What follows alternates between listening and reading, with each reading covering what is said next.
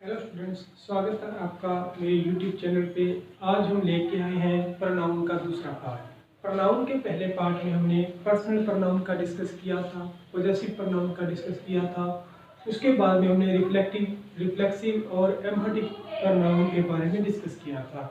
आज बची हुई जो बाकी प्रोनाउंस हैं उनके बारे में हम डिस्कस करेंगे। सबसे पहले है डिस्ट्रीब्यूटिव प्रोनाउन। डिस्ट्रीब्यूटिव वर्ड देखो स्टूडेंट्स, डिस्ट्रीब्यूट से बना हुआ है। डिस्ट्रीब्यूटिव वर्ड जो है डिस्ट्रीब्यूट से बना हुआ है। इसका अर्थ होता है व्यष्टिवाचक, व्यष्टिवाचक सर्वनाम, व्यष्टिवाचक, या हम इसे विभाग सूचक भी बोल सकते हैं। विभाग सूचक, विभाग सूचक का मतलब होता है विभाजन करना। विभाग सूचक का मतलब होता है विभाजन करना।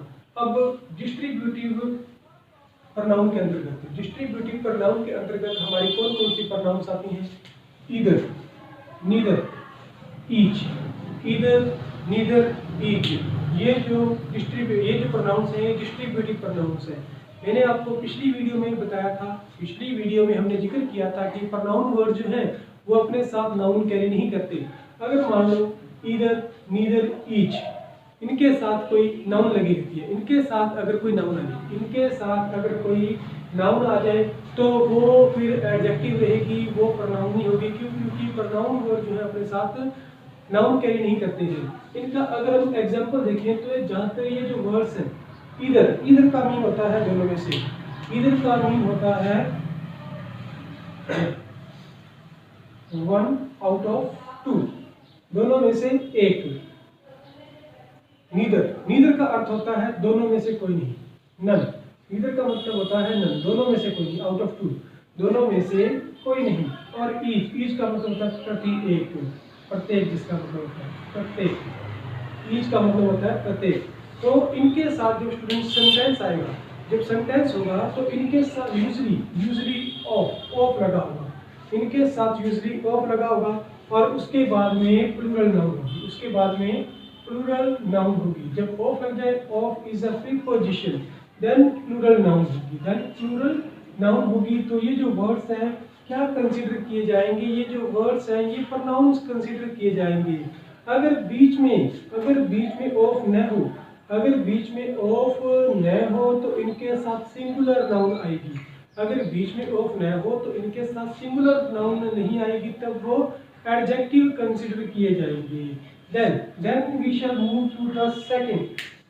अब हम आगे की ओर बढ़ेंगे। I am going to repeat this again. मैं दोबारा से आपको इसको रिपीट करके बताता हूँ। डिस्ट्रीब्यूटिव प्रोनाउन, इसको हिंदी में व्यष्टिवाचक, जो विभाग सूचक सर्वनाम कहते हैं। इसके अंतर्गत 3 प्रोनाउंस आती हैं, 3 प्रोनाउंस आती हैं, either, neither, each. Either, neither, each. Either का मतलब होता है दोनों में से एक, 1 आउट ऑफ 2। नीदर, नीदर का मतलब नो वन, दोनों में से कोई नहीं, दो में से कोई नहीं। ईच, ईच का मतलब प्रत्येक। अब इनके साथ क्या होगा? जब सेंटेंस आएगा तो ऑफ लगा रहेगा, जब सेंटेंस आएगा तो ऑफ लगा रहेगा। उसके साथ में आगे प्लूरल नाउन होगी, उसके साथ में आगे प्लूरल नाउन होगी। अगर इसके बीच में ऑफ नहीं है तो वो फिर एडजेक्टिव कंसीडर किया जाएगा, फिर उसके साथ में सिंगुलर नाउन होगी। देन अगला है डेमोन्स्ट्रेटिव प्रोनाउन। अगला है अपना डेमोन्स्ट्रेटिव प्रोनाउन। डेमोन्स्ट्रेटिव का मतलब होता है संकेत, संकेत करना, डेमोन्स्ट्रेट से बना है। इसको बोलते हैं संकेतवाचक, संकेतवाचक सर्वनाम। इसके अंतर्गत जो है वो कौन कौन सी आती हैं? This, that, these, those, this, that, these or those, this, that, these or those, such, the same. ये जो प्रोनाउंस है, ये प्रोनाउंस जो है, ये जो प्रोनाउंस है, इनके साथ नाउन नहीं लगेगी, इनके साथ नाउन नहीं लगेगी। रिपीट कर रहा हूँ, demonstrative pronoun, this, that, these or those. This और दैट सिंगुलर के लिए आते हैं और दीज, दोस प्लूरल के लिए आते हैं, दीज, दोस प्लूरल के लिए आते हैं। दिस आता है नजदीकी, नियरनेस दर्शाने के लिए, और दैट आता है फारनेस दिखाने के लिए, सिंगुलर के लिए। और ये चीजें जो है वो प्लूरल के लिए आती हैं। इसके बारे में हम आगे जब एग्जाम्पल करेंगे, आगे वीडियो और इसके एग्जाम्पल्स की डालेंगे, क्योंकि जब मैंने बात कही थी, जब हम टॉपिक शुरू कर रहे थे तो मैंने आपको बताया था हम केवल प्रोनाउंस की पहचान करेंगे, उसके एग्जाम्पल्स, उसके काइंड्स के बारे में जो भी डिफरेंस होगा उसको हम एग्जाम्पल्स वाली वीडियो के अंदर क्लियर करेंगे। तो यहाँ पे this, that, these or those, this, that, these or those, this, that, these or those, such, the same, these are demonstrative pronoun. ये डेमोस्ट्रेटिव प्रोनाउन है और डेमोस्ट्रेटिव प्रोनाउन के साथ नाउन वर्ड नहीं होगा, प्लस नाउन जो है वो नहीं होगी, इसके साथ में सीधी वर्ब आएगी, इसके साथ में सीधी वर्ब आएगी। ये आपने स्टूडेंट्स ध्यान रखना है। अगला है रेसिप्रोकल। अगली जो प्रोनाउन है वो कौन सी है? Reciprocal pronoun. रेसिप्रोकल प्रोनाउन का मतलब होता है पारस्परिक वाचक, पारस्परिक वाचक सर्वनाम। अब रेसिप्रोकल प्रोनाउंस दो होती हैं, एक तो ईच अदर, एक तो है ईच अदर और एक है वन अनदर। एक ईच अदर है, दूसरी है वन अनदर।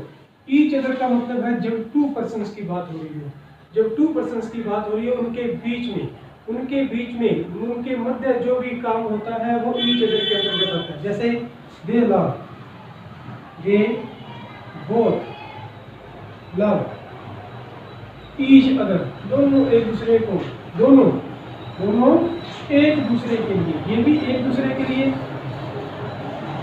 एक दूसरा, और यहाँ पे भी एक दूसरा। फर्क दोनों में फर्क है, दोनों में फर्क है। अब यहाँ पे they both love each other, जब ईच अदर आ गया तो ये कितने पीपल होंगे? Only two people. हाँ, अगर वन अनदर आता है तो मोर देन टू देंगे, मोर देन टू, 3 भी हो सकते हैं, 4 5 6 7 जितने मर्जी, मोर देन टू होंगे जब वन अनदर का यूज होगा। जैसे दे fought among one another, they fought among one another। तो यहाँ पे दे किसके लिए आया है? +2, 2 से अधिक लोगों के लिए आया है, 2 से अधिक लोगों के लिए यहाँ पे वन अनदर का यूज हुआ है। यहाँ पे भी दे है, ये जो दे है कितने पीपल के लिए? 2 पर्सन्स के लिए यूज हो रहा है, और ये कितने के लिए? मोर देन 2 पर्सन्स के लिए यूज हो रहा है। ये इन दोनों के अंदर फर्क है, दोनों का मीन सेम है, एक दूसरे के लिए, एक दूसरे के लिए, एक दूसरे के लिए, एक दूसरे के लिए, दोनों का मतलब सेम है। बट जब हम सेंटेंस के अंदर इसको देखेंगे तो इसमें फर्क है। ईच अदर आता है 2 पर्सन्स के लिए और वन अनदर आता है मोर देन 2 पर्सन्स के लिए। बाकी हम इसको भी हम एग्जांपल्स के अंदर डिस्कस जरूर करेंगे। अगली प्रोनाउन है इनडेफिनिट प्रोनाउन। इनडेफिनिट प्रोनाउन अनिश्चयवाचक सर्वनाम। ये अनिश्चित होती है, निश्चित नहीं होती, ये अनिश्चित होती है, अनिश्चयवाचक सर्वनाम। ये जो प्रोनाउन है ये अनिश्चित होती है, निश्चय नहीं है कि कौन पर्सन है। बाकी जो मतलब जितनी प्रोनाउंस हम कर चुके हैं उनके अंदर ये सर्टेन किया हुआ है, निश्चित किया हुआ है कि किसके लिए कौन सा वर्ड यूज हो रहा है। बट एवरीबॉडी, सभी के लिए यूज हो रहा है, एवरीवन, एवरीथिंग। यहाँ पे एवरी के साथ बॉडी, वन और थिंग लग गया। फिर हमने क्या किया? बॉडी, वन और थिंग, बॉडी, वन और थिंग, बॉडी, वन और थिंग। फिर लगाया सम के साथ, सम के साथ बॉडी, वन और थिंग लगाया। फिर हमने एनी के साथ बॉडी, वन और थिंग लगाया, एनी के साथ बॉडी, वन और थिंग लगाया। उसके बाद में नोबडी, नो वन, नथिंग। तो ये क्या हो गए? इनडेफिनिट प्रोनाउंस है। केवल यही नहीं और भी हैं, केवल यही नहीं और भी हैं। जितने भी डिटर्मिनर्स हैं, जितने भी डिटर्मिनर्स हैं ये सारे के सारे इनडेफिनिट प्रोनाउन के अंतर्गत आते हैं। जितने भी अपने डिटर्मिनर्स हैं, डिटर्मिनर्स ग्रामर का एक और टॉपिक है, वो सारे के सारे डिटर्मिनर्स हैं वो प्रोनाउन के अंतर्गत आते हैं, प्रोनाउन के इनडेफिनिट प्रोनाउन के अंतर्गत आते हैं। बट रिमेंबर दैट, इस चीज को जरूर याद रखना कि ये जो वर्ड है ये नाउन को कैरी नहीं करेंगे, इनके साथ नाउन वर्ड नहीं आएगा, ये ध्यान रखोगे। इसमें हमने क्या किया? बॉडी, वन और थिंग इस ऐड किया, पहले एवरी में किया, फिर सम में किया, फिर एनी में, फिर नो में। इसको याद करना इजी है। बॉडी, वन और थिंग ऐड करना आपने किसके अंदर? एवरी के अंदर, सम के अंदर, एनी के अंदर, नो के अंदर। और ध्यान रखोगे ये बॉडी और सम, बॉडी और वन जो है, बॉडी और वन ये आता है पर्सन्स के लिए, ये आता है पर्सन्स के लिए, ये आता है पर्सन्स के लिए। बॉडी व सम, बॉडी, वन और बॉडी है और वन है, ये आता है पर्सन्स के लिए। लेकिन थिंग है, थिंग आता है किसके लिए? नॉन लिविंग के लिए। थिंग आता है किसके लिए? नॉन लिविंग के लिए, निर्जीव के लिए आता है, नॉन लिविंग के लिए आता है। क्या चीज? नथिंग, एनीथिंग, उसके बाद में समथिंग, एवरीथिंग, ये आता है नॉन लिविंग के लिए। ये जो everybody, everyone, somebody, someone, anybody, anyone, nobody, no one. ये आता है पर्सन्स के लिए, पर्सन के लिए आता है, तो इसके लिए हम प्रोनाउन का यूज करते हैं ही का। हम दे का यूज टैग क्वेश्चन में करते हैं, हम दे का यूज इनके लिए हम दे का यूज टैग क्वेश्चन के अंदर करते हैं, बट इसका जो दूसरा यूज है वो हम दूसरा यूज जो है बाकी प्रोनाउंस के यूज जो है इनके लिए हम कैसे करेंगे, ही का यूज करेंगे। Everybody, somebody, everyone, anybody, nobody, everyone, someone, anyone, no one. इनके लिए हमें अगर किसी प्रोनाउन की यूज करना पड़ता है, किसी प्रोनाउन का इनके लिए अगर यूज करना पड़ता है तो हम ही प्रोनाउन का यूज करेंगे, दे प्रोनाउन का यूज नहीं करेंगे, ही प्रोनाउन का यूज करेंगे रादर देन दे प्रोनाउन। ये स्टूडेंट्स आप ध्यान रखोगे। हाँ, टैग क्वेश्चन में इनके लिए दे का यूज होगा, ही का यूज नहीं होगा। और इसके लिए एवरीथिंग, समथिंग, एनीथिंग, नथिंग, इनके लिए ये किसके लिए यूज होता है, नॉन लिविंग के लिए। तो नॉन लिविंग के लिए हम क्या करते हैं, इट का यूज करते हैं, इट का यूज करते हैं रादर देन ही और दे। अगले हैं हमारे रिलेटिव प्रोनाउंस। अगला तो जो प्रोनाउन है वो हमारा है रिलेटिव प्रोनाउन। रिलेटिव प्रोनाउन को हम बोलते हैं संबंधवाचक, संबंधवाचक सर्वनाम। तो संबंधवाचक सर्वनाम कौन से होते हैं, रिलेटिव क्लॉज होते हैं। संबंधवाचक सर्वनाम रिलेटिव क्लॉज होते हैं। रिलेटिव क्लॉज का मतलब WH वर्ड्स, रिलेटिव क्लॉज का मतलब जो है WH वर्ड्स जो कि कनेक्टिव के रूप में आते हैं। WH वर्ड जो कि कनेक्टिव के रूप में या क्लॉजेस के रूप में यूज होते हैं उन्हें हम रिलेटिव प्रोनाउंस कहते हैं। और इसमें भी आपने ध्यान रखना है, इसमें भी आपने स्टूडेंट्स ध्यान रखना है कि WH वर्ड होगा बट एंड में क्वेश्चन मार्क होगा। WH वर्ड होगा एंड में क्वेश्चन मार्क होगा, WH वर्ड में एंड में क्वेश्चन मार्क होगा, सॉरी फुल स्टॉप होगा, क्वेश्चन मार्क में इंटरोगेटिव बन जाएगी। इसके साथ इनके साथ नाउन नहीं आएगी, ये WH जो है इनके साथ नाउन नहीं आएगी। ये स्टूडेंट्स आप ध्यान रखोगे।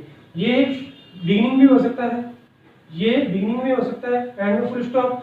इसको ये जो WH है ये लाइन के बीच में भी हो सकता है और एंड में इसके फुल स्टॉप होगा। एज ए कनेक्टिव यूज होगा, यहाँ पे एज ए कनेक्टिव यूज होगा। बट रिमेंबर दैट, एक चीज को जरूर याद रखोगे, WH है कनेक्टिव के रूप में यूज होंगे बट इनके पीछे क्वेश्चन मार्क नहीं आएगा। जो क्वेश्चन मार्क नहीं आएगा तो बन जाएंगे रिलेटिव प्रोनाउंस, वो बन जाएंगे रिलेटिव प्रोनाउंस। और इसमें दैट रिलेटिव प्रोनाउंस होता है वो जब दो सेंटेंसेस को कनेक्ट करता है, जब दो सेंटेंसेस को कनेक्ट करता है तब वो दैट जो है वो भी रिलेटिव प्रोनाउन के अंतर्गत आएगा। अब अगला है इंटरोगेटिव। अगला है इंटरोगेटिव प्रोनाउन। इंटरोगेटिव प्रोनाउन कौन सी हो जाएगी, प्रश्नवाचक, प्रश्नवाचक प्रोनाउन, प्रश्नवाचक जो सर्वनाम है वो हो जाएगी इंटरोगेटिव प्रोनाउन। सिंपल सी बात है, इंटरोगेट, इंटरोगेट का मतलब क्या होता है, प्रश्न पूछना। और जिस सेंटेंस से प्रश्न पूछे जाएंगे उसके एंड में क्वेश्चन मार्क होगा, जिस सेंटेंस से क्वेश्चन पूछे जाएंगे उसके एंड में क्वेश्चन मार्क होगा। शुरू में WH, एंड में क्वेश्चन मार्क, शुरू में WH एंड में क्वेश्चन मार्क, तो ये WH कौन सा हो जाएगा, इंटरोगेटिव प्रोनाउन हो जाएगा। बट रिमेंबर दैट, एक चीज को जरूर याद रखोगे कि जो प्रोनाउन वर्ड्स हैं they do not carry noun, noun को कैरी नहीं करेंगे। जो अपने प्रोनाउन वर्ड्स हैं वो अपने साथ नाउन को कैरी नहीं करेंगे। क्यों नहीं करेंगे, पिछली वीडियो के अंदर मैंने आपको ये चीज बताई थी, पिछली वीडियो के अंदर हमने ये चीज की थी कि प्रोनाउन वर्ड जो है वो नाउन को कैरी नहीं करते। क्यों, और क्या होता है, उन नाउन्स की जगह पे ही वो प्रोनाउंस का यूज होता है। अगला अपना है, अगला जो last one is exclamatory pronoun. Exclamatory pronoun इसको बोलते हैं विस्मयबोधक सर्वनाम, विस्मयबोधक सर्वनाम। इसमें क्या करता है, ये सरप्राइज दिखाएगा, सरप्राइज शो करेगा। सरप्राइज किसे शो करेगा, या तो व्हाट से या हाउ से, या तो व्हाट से या हाउ से, और एंड में एक्सक्लेमेटरी मार्क लगा होगा, एक्सक्लेमेटरी मार्क लगा होगा।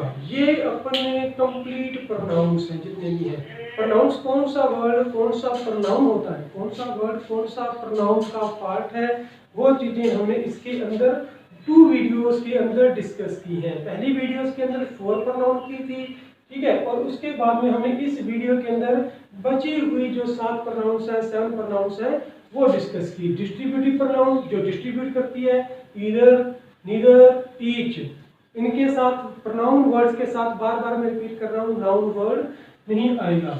उसके बाद में सेकंड है डेमोन्स्ट्रेटिव जो संकेत करती है, this that these those such the same. उसके बाद में reciprocal pronoun each other one another, इसको भी मैंने आपको कंप्लीटली बता दिया।